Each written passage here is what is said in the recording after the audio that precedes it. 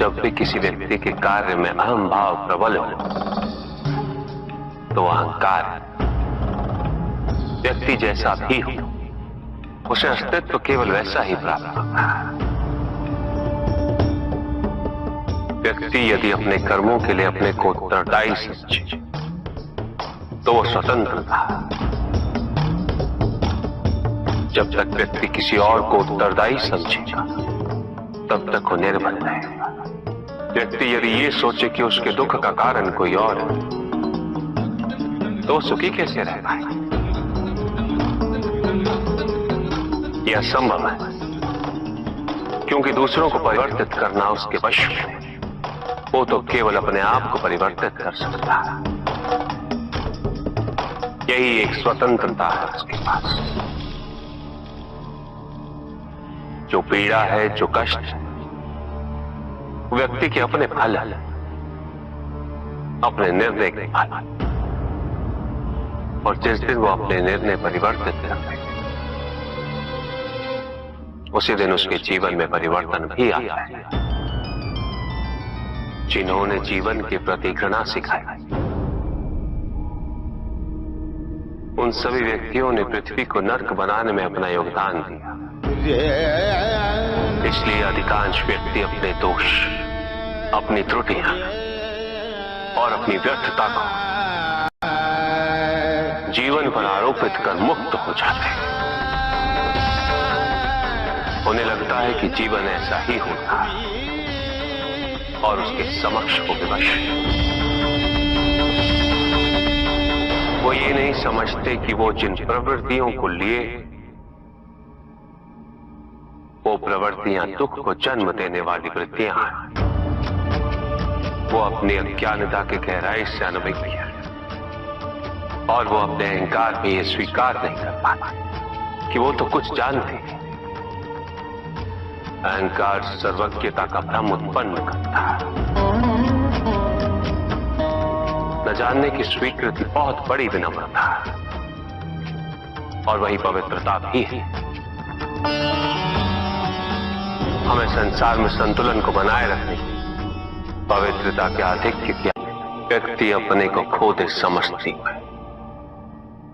व्यक्ति अपने को समर्पित कर दे, छोड़ दे अहंकार को तो भ्रम की इच्छा ही पूर्ण होती है और अभी भी वही फलित हो रही है। ऐसा नहीं है कि हम उससे भिन्न फलित करा देंगे, लेकिन व्यक्ति भिन्न फलित कराने में लड़ेंगे, टूटेंगे, नष्ट होंगे। एक नदी में एक बार बाढ़ आ गई पुत्र। दो छोटे से तृण उसमें बह रहे थे और उसमें से एक नदी में तिरछा पड़ गया और वो बाढ़ को रोकने का प्रयास कर रहा था। वो अत्यंत ऊंचे स्वर में कह रहा था कि नदी को आगे नहीं बढ़ने देगा। यद्यपि नदी तो बस बढ़ती ही जा रही थी।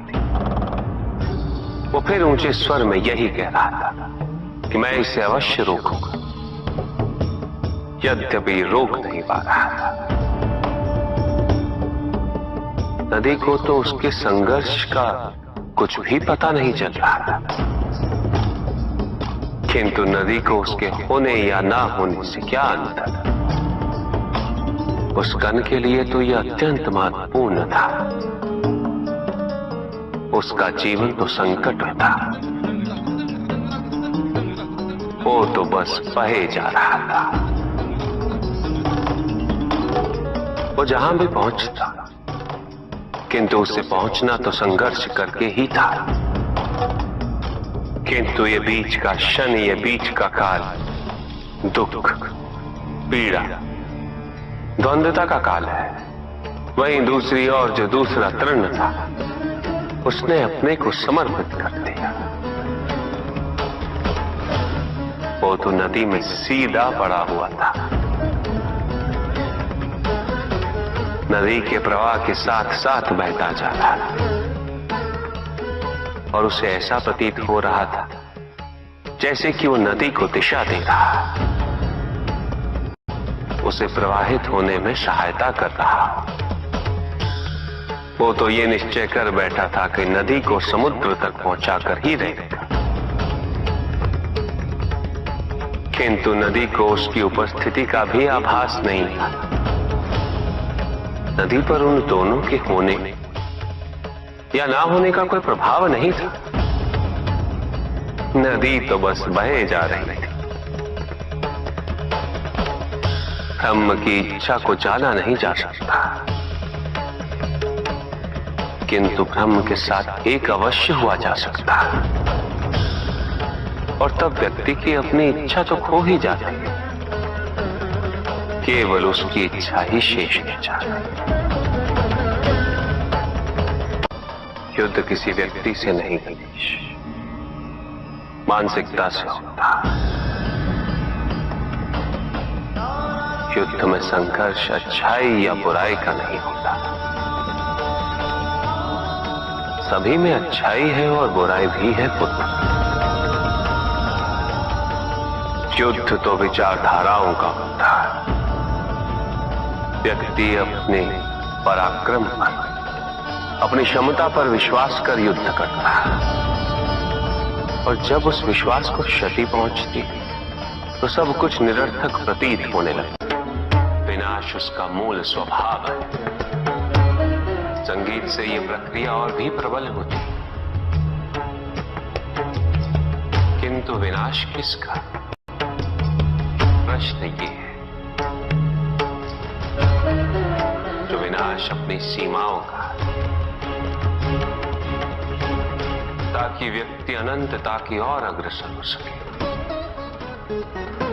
तो ये विनाश आंतरिक है, और उसमें संगीत सहायक अवश्य होता। किंतु यदि मन संकीर्णता के बाहर ना आ पाए तो विनाश भारी होता, और संगीत इसमें भी सहायक होता। ऊर्जा की अस्थिरता शांति से आती, और स्थिरता के लिए अनिवार्य है शांति। अस्थिरता तो केवल अविश्वास से आती है। ईश्वर सच्चिदानंद है, त्रिकाल बाधित है,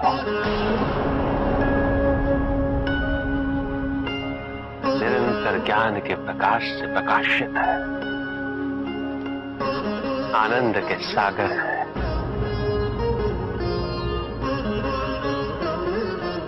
ईश्वर ही सृष्टि के परम तत्व है, निरंजन है, निर्विकार है, निर्गुण और निराकार है, साथ ही सगुण और साकार भी है। और वही संसार के सृजन करता, वही संहार करता भी है। सर्वव्यापी, सर्व अंतर्यामी,